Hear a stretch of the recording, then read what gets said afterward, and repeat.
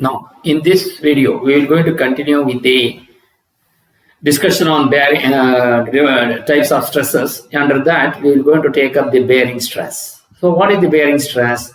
The bearing stress is, or the crushing stress, is localized compressive stress induced at the surface of contact between two members of a machine part that are relatively at rest.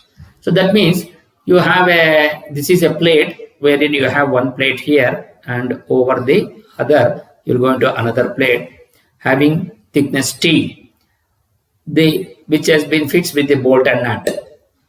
When the load is applied on the top plate in this direction, which is P, and similarly you have another load which is pulling the load, applied the load P at the bottom plate, and these two members have been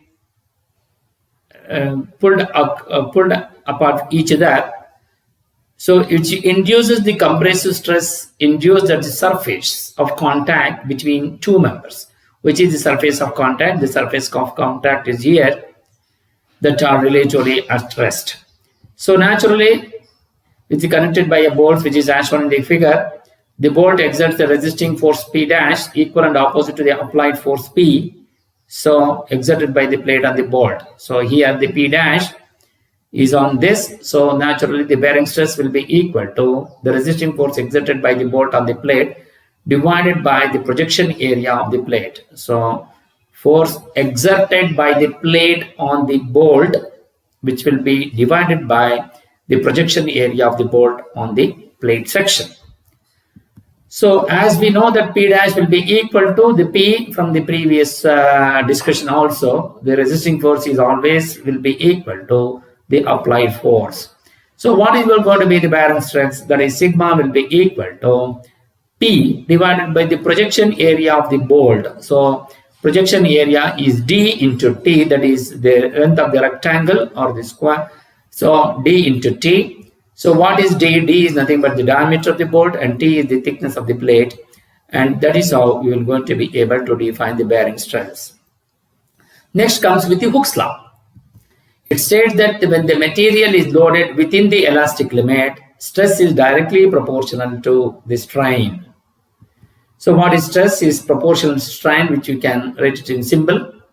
So the stress divided by the strain will going to give you the constant, which is the constant of proportionality, which is sigma by epsilon, which is mathematically, which you can denote sigma by epsilon will be equal to E, where E is nothing but the Young's modulus, which is the constant of proportionality known as the modulus of elasticity. Similarly, the sigma is the stress and epsilon will going to be the strain. So the Hooke's law holds good for both in the tension as well as in compression. So then which comes with the modulus of elasticity or the Young's modulus. So it is defined as the ratio of the linear stress to the linear strain within the elastic limit. So the modulus of elasticity is the linear stress by the linear strain. The stress can be, which can be either it can be tensile or compressive. Similarly, the strain will also, if the tensile stress, then the resultant will be tensile strain. If it is a compressive stress, then the resultant will also be the compressive strain.